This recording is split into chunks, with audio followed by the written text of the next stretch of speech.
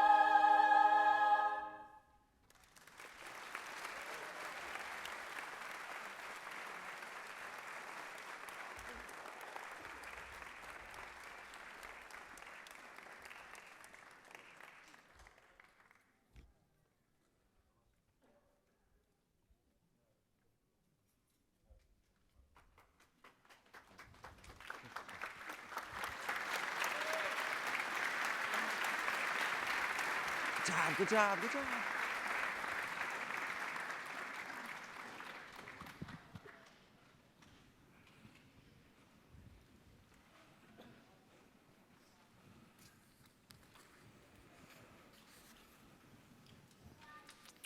Welcome. First, I'd like to begin by asking for one more round of applause for the Royal High School Wind Ensemble.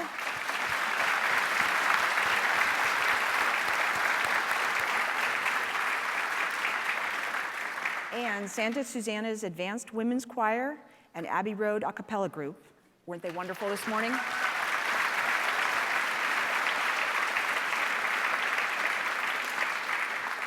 And I would be remiss if I did not mention the Tiger Squadron flyover that happened a few minutes ago. I hope you all saw it. It was incredible this year.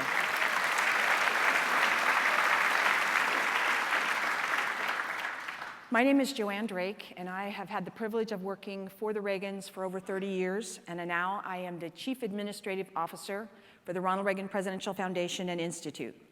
Thank you all for coming this morning. Allow me now to introduce the Ronald Reagan Marine Corps League Detachment number 597, who will parade the colors. I ask that you please stand for the colors and remain standing for the Pledge of Allegiance and the National Anthem. Parade the colors.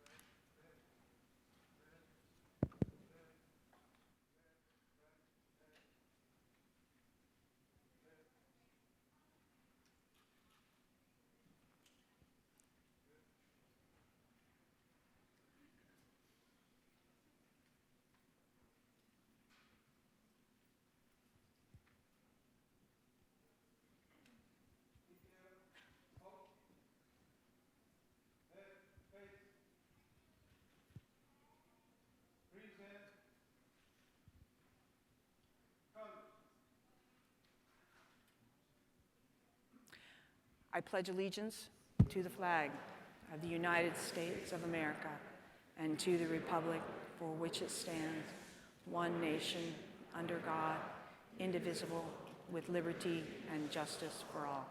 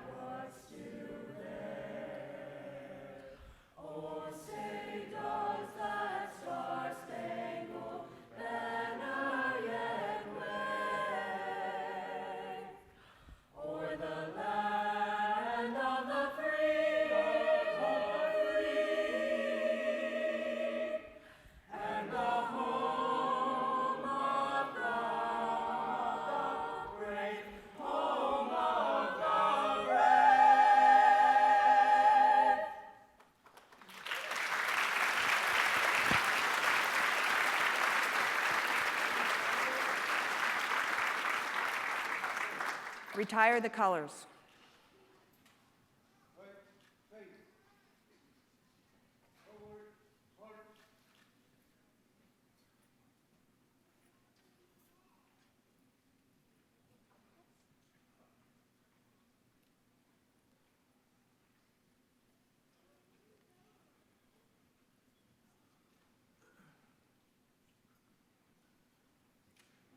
Thank you. Please be seated. Before we go further this morning, there are a few people in the audience that I'd like to recognize. One more thank you to the Royal High School Wind Ensemble, directed by Lisa Pate, and the Santa Susana's Advanced Women's Choir and Abbey Road a cappella group directed by Bevan Abbey for always providing such appropriate musical performances for our events here.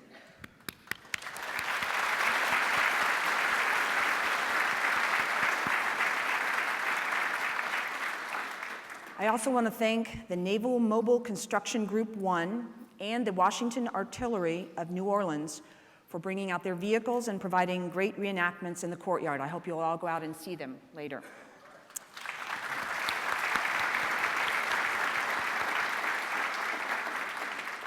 From the Weight of Honor documentary, which we will be screening later today, Stephanie Selden Howard and Michaela Bensko.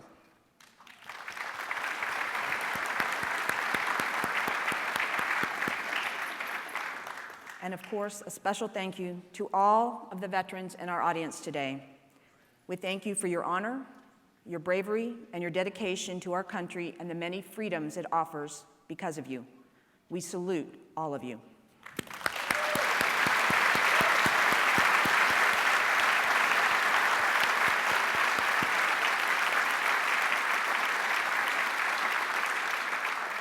I can tell you with certainty that this was one of President Reagan's favorite days of the year. In 1983, in his weekly radio address to the nation, the president said, "Veterans Day is the day America sets aside to honor millions of our finest heroes. They are the men and women who defend our country and preserve our peace and freedom." He went on to say, "If we remember that their dedicated service is in defense of our freedom, and if we understand that they put their lives on the line so we might enjoy justice and liberty, then their sacrifices will not be in vain. This is our obligation, and this has been the spirit of Veterans Day from the beginning. Yes, veterans have given their best for all of us, and we must continue to do our best by them." He concluded his remarks that year by saying, "Veterans know better than anyone else the price of freedom, for they've suffered the scars of war. We can offer them no better tribute than to protect what they have won for us. This is our duty. They have never let America down. We will not let them down. In honor of these men and women, those who are currently fighting, those who are missing, those who have perished, and those who are veterans, may I please ask for a moment of silence."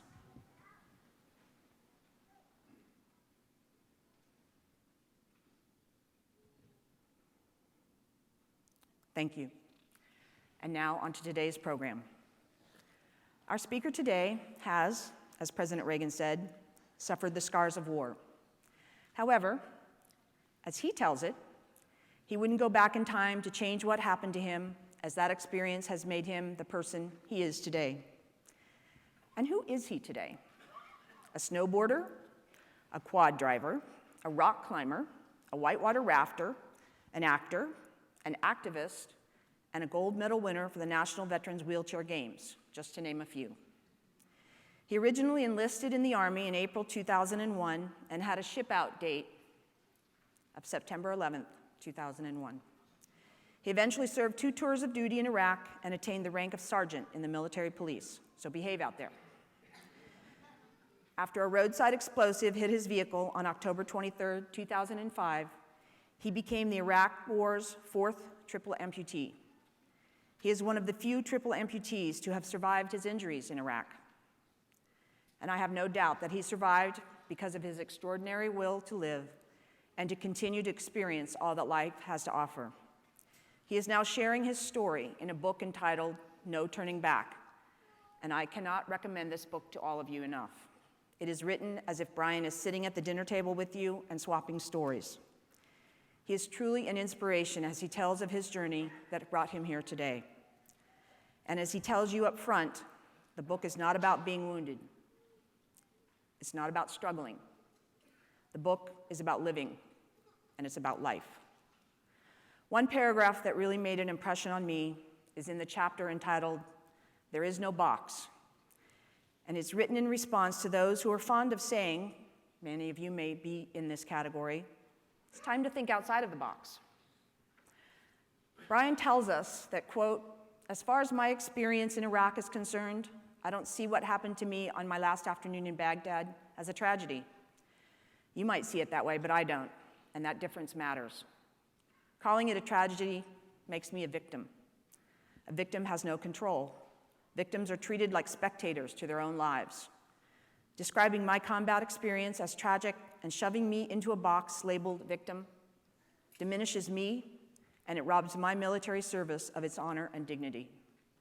I served by choice, and I don't regret any of my experiences, not even the one that cost me 3 limbs. I'm a soldier, and I was proud to serve and make my sacrifice. I will never let someone slap a label on me and take all that away. To me, that day was just another life experience. I've learned from it, gained great new opportunities from it, embraced it, and made it part of who I am. Ladies and gentlemen, it is my distinct honor to introduce to you Bryan Anderson. Thank you so much. I really appreciate it.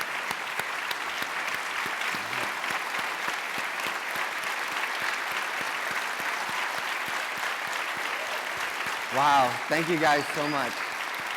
I really appreciate that. That's an amazing welcome. And first off, I'd really just like to say thank you, Joanne. That's one of the best introductions I've ever had, and thank you so much. And I'd like to say thank you for having me. This is a huge honor for me to be here today, speaking in front of you guys. So I appreciate you guys letting me speak to you guys. All right, so today I'm going to tell you a little bit about myself and where I came from, what I went through. But we need to start off with the elephant in the room. Don't freak out. This is me. As I sit, I'm only like 2 foot nothing. And when I'm back in my chair, I'm still sitting. And I'm still only like 3 feet nothing. But that's okay.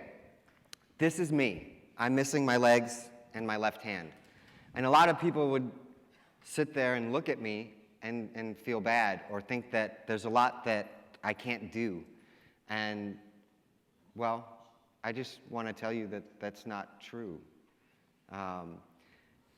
As I sit here today, with you looking at me thinking that there's a lot that I can't do, I'm going to sit there and tell you that there's probably some things that I can do that you can't do.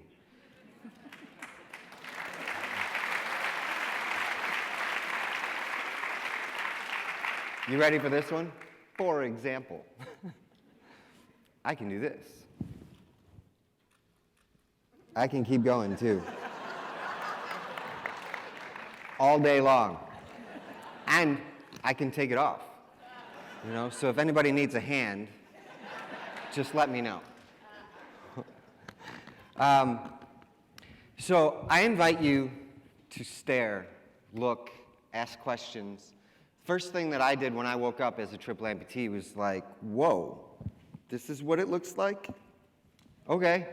I was curious, and I assume that everybody else is curious too, because I was. Why wouldn't anybody else be? And so I don't, care about that. I don't care about people looking at me. I just understand that they're just curious and maybe not necessarily educated in the subject. And so I try to educate. Okay, so a little bit about me. I joined the Army in 2001. I got sent to basic training on September 11th, and I was a military police officer. Got stationed to Fort Hood, Texas. 2003, we get sent to Iraq, and we were there for the initial invasion, which was really cool. Well, no, it wasn't really cool. It was interesting. And before we went into the country, we didn't know what was going on back at home. We didn't have access to media, and we just started getting complacent, thinking that this is BS and we shouldn't be here. Maybe Bush is just doing this to finish what his dad started, or we're here for the chemical weapons, or whatever the case may be. Soldiers started getting complacent. Well, the day that I went into Iraq changed everything. So I was feeling like, we shouldn't be here, this and that. When we crossed that line from Kuwait into Iraq, there was nothing but women and children lining the streets for like 3 miles, just screaming and cheering, so thankful that we were there to do something, that's what it became about. It wasn't about what was being said back at home or what we were doing or our friends. It was about these people. Off in the distance, you could see these mud huts, and it was obviously where these people were living. And for me and my friends, it just became about them. It became about giving them a life that they could live. Because in this day and age, nobody should have to live in a mud hut. I don't care who you are, where you live, where you're from. It doesn't matter. That first year, we were part of a task force called Task Force Gauntlet, and our job was kicking in doors of the top 55. And it was interesting. And near the end of that year is when they started coming out with IEDs, Improvised Explosive Devices. And it started off with like a Pepsi can with a wire sticking out of it. And as you drive by, it would just go pop. What was that? Don't worry about it. Didn't even pop a tire. Keep going. And that was our first experience with IEDs. And then our year was up. We got sent home. My first day back from Iraq was interesting. I'm not going to tell you this story, but that night ended up with 4 of us having our nipples pierced. So the story's in the book. I just don't have enough time to tell that story today. But that was my first day back from Iraq. We were home for a total of 8 months, but after 4 months, they said, hey, you're going back to Iraq. It's like, oh, wow, okay. So we turned on the TV, and the media was making it seem like it was extremely dangerous, that these IEDs were insane. And me and my friends automatically go back to these Pepsi cans with wires sticking out of it, and like, what are they talking about? Media's just making it seem like it's dangerous to get more ratings. Click, shut off the TV. That's where we left it. And then in January of 2005, we got sent to Baghdad, Iraq. Flew directly into Baghdad, and yeah. So let me give you an idea of what it was like over there. This first year that we were there, we lost 2 soldiers. That second year we were there, we lost 15 soldiers. It was a big difference, and these IEDs started going off every single day. In our 6-mile radius, we had 60 IEDs going off every day. It became when you get hit instead of if we get hit. Is the armor going to hold up? Is it going to be one of those miraculous stories where I watched shrapnel go right by my face, but I didn't come out with a scratch? Or is it going to kill us? Soldiers don't think about coming back halfway. You either think you're going to make it or you're not. October 23rd, 2005 is the date that I got hit. And it started off with any other day, 11 o'clock in the morning. We were doing like 5 miles an hour, and I had, I was slouched in my seat. Left leg curled up underneath my right leg. My right leg was down driving. Both my hands on the bottom of the steering wheel. And how we coped with everything was humor. We laughed, made fun of it. At the time, Kenny's sitting next to me, and we were making fun of our commander, Captain America. He was 2 trucks in front of us. We felt like he just wanted to make general overnight, so that's why we called him Captain America. Anyway, so we were making fun of him, laughing, and I took my hand off the steering wheel to grab a cigarette. I don't smoke anymore, I vape, but thanks to Joey. But at the time, it's the reason I still have my right hand, is I took my hand off the steering wheel, grabbed a cigarette, stuck it in my mouth, and it was almost as me lighting the lighter triggered the explosion. As I saw the spark from the lighter and the flash from the explosion at the exact same time. And then the next thing I saw was smoke, fire, and a shower of sparks coming through my door. And it was just like, Then it was pitch black. And it wasn't because I was knocked out or anything. It was just because there was so much smoke inside the truck you couldn't see anything. So my first reaction is to look to my right and be like, hey, you guys okay? You guys okay? It's like, yeah. No, I didn't hear anything. And that scared the crap out of me. And so I tried looking harder. And as I looked harder, excuse me, as I looked harder, I started seeing green. And I'm like, wait, why am I seeing green? Well, what had happened was when the explosion went off, it cut my legs and my hand off instantly. My legs were laying on the floorboard, my hand was in the passenger seat, and it spun me sideways to where I was laying in my seat. And when I looked to my right, I was looking at the back of my seat, which was green, which is why I saw green. The reason, after we got hit, I asked if everybody was all right. Nobody answered. The reason that happened was because Kenny said that my hand hit him in the face, and he jumped out of the truck. And then Gietzel, the gunner, he got the Forrest Gump wound. He got shrapnel to the buttocks. And then he jumped straight out the top of the turret. And so they're running alongside the truck as it happened. Ran to the truck in front of us, grabbed that driver, looked back at the truck, and said, "Hey, Anderson's not out yet. Let's go get him." And so they run back, start busting the bolts off the door. Meanwhile, I'm inside. I didn't know anything was wrong with me. I just felt like I got my bell rung, like really good. Ears were ringing, blurred vision a little bit, but I didn't know anything was wrong with me. And then I told myself, all right, get out. And I don't know what I did to try to get out. I just realized after a few seconds I couldn't get out. Well, I probably would have started freaking out, thinking everybody was killed, if it weren't for the fact that like 3 seconds after I realized that I couldn't get out, I heard my friends busting the bolts off the door. All of a sudden, the door flies open. I got like a really good fresh breath of air, and they pulled me out. My first thoughts are we being attacked? Do I need to be doing something? Where's my gun? And so as I'm being pulled out, I'm trying to look around to see what's going on. And all I could see is my friends running back and forth with me to the truck like they'd all just seen a ghost. Nobody was shooting. Nobody was doing anything. So I knew we weren't being attacked anymore. So we get onto the sidewalk, and I'm like, all right, why did I need to be pulled out? And that's when I started like assessing myself. And I had blood on my face, and the flies were kind of nasty. And so the first thing that I did was I wiped my face. I went like this. And that's when I noticed that my index fingertip was missing. And then I turned that hand over, and I noticed that where that tattoo on my hand is, that chunk of skin was missing. And I could see into my hand like the shattered bones, the torn ligaments. And it was just kind of gross. It was just like, oh, gross. And as I was looking at that, a fly landed in my left eye, and I went to go wipe that away with my left hand, and I just whiffed. And that's when I saw my sleeve hanging down and the blood dripping down, and I was just like, crap. And then I look at my friends, and they're freaking out, and I look back at that, and I'm like, yeah, that kind of sucks, but I don't think it would cause them to act the way that they're acting. And that's what made me try to look down. And as I started looking down, they tried to force my head back down to the ground, hoping I wouldn't see what had happened. But I saw what had happened. And I let out like a whole string of swear words in my head, and then I came to this conclusion like, yep, nope, that did not just happen. Although I knew it happened. I really did know it happened. I was just wishful thinking. And then I got this really weird feeling like, oh, crap, my mom's going to kill me. Yeah, I messed up. Anyway, while I was laying there, I never felt like I was going to die. And I feel that if you're in that situation, you are going to die, you might know it, have some sort of feeling or an inkling. I never did. At the same time, I didn't want to take any chances, so I just told myself, stay awake and talk to these guys, and you'll be okay. And so that's what I did. And I got on the helicopter, and I, got some air. That's where I passed out. I expected to wake up in the Baghdad ER, and it felt like 3 seconds from the time I closed my eyes to the time I opened them again. When I opened them, my mom was there. And I was like, Mom, whoa. She's like, no, it's okay, you had an accident. I'm like, wait, I know I had an accident. What are you doing here?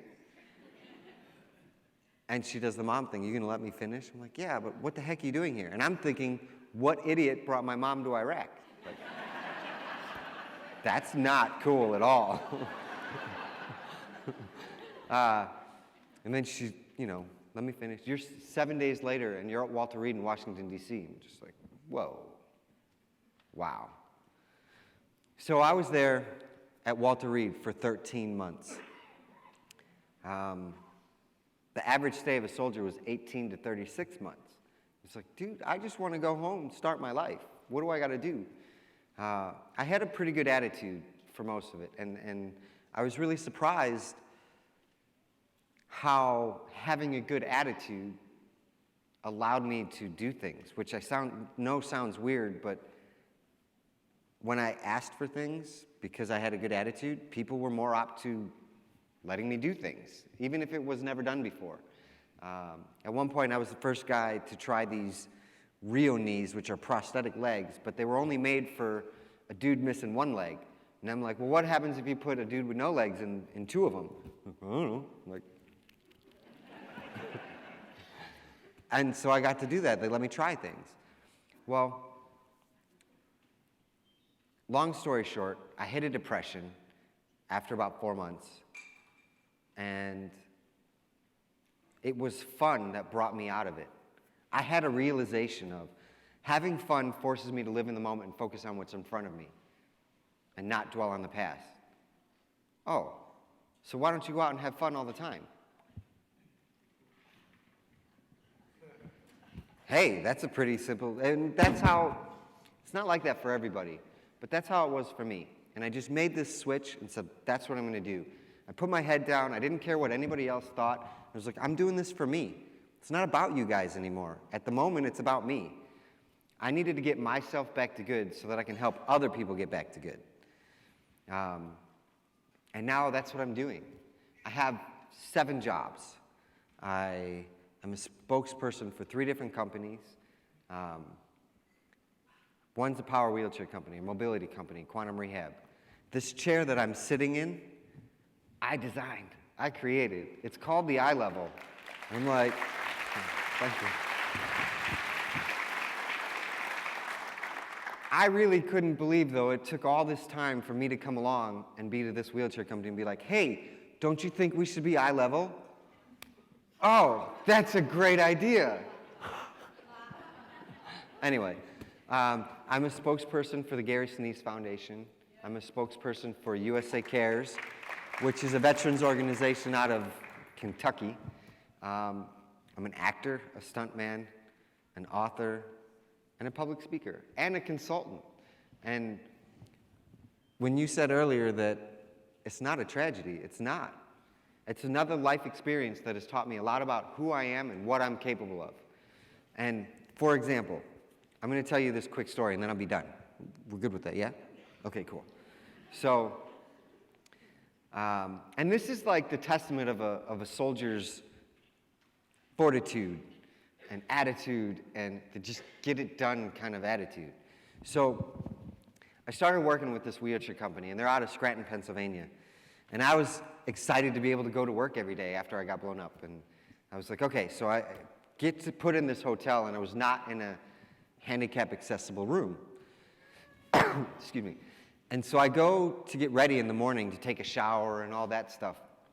And as I pull into the bathroom, the door was as wide as the chair, so I had to like wedge the chair through the door. And the door opened inward, so I couldn't close the door because I'd be closing the door on myself.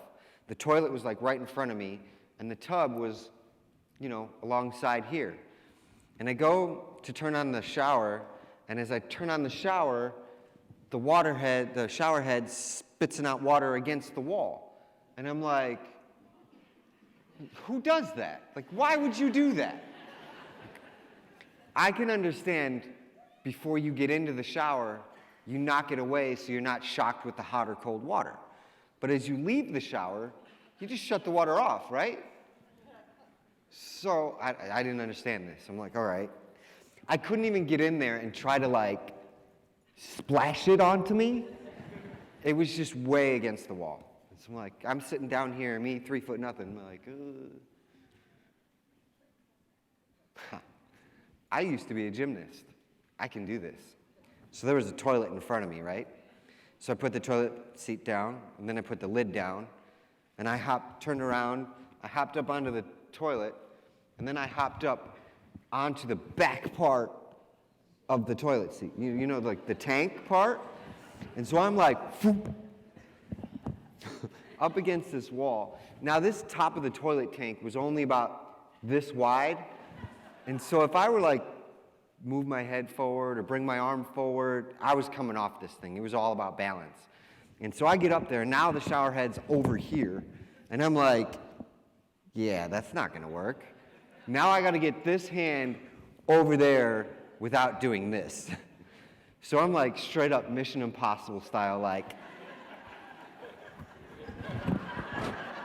I got this. And now I'm over here and I'm like, the shower head's still like 2 inches away. I'm not gonna make this. Just go for it, you can do it. So I kind of just went for it. And as I did that, I reached for it. I grabbed it for a second. I did not turn it in the direction I wanted it to. And as I clipped it, I come off. And I literally just, I normally act it out. This is going to be loud. You guys don't freak out, all right? Just like, this is the first thing to hit anything. And I came out like that. I lost the mic. But anyway, you know how like the top of the toilet seat is bowed? Oh, let me get back in my chair. You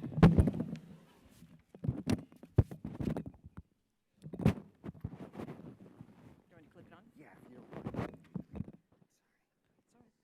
Where is it? Right here?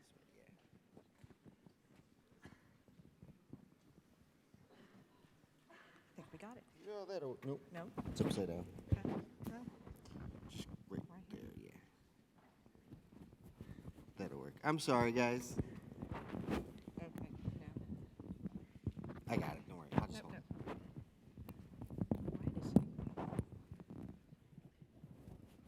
There we go. How many people does it take to pull out a All microphone?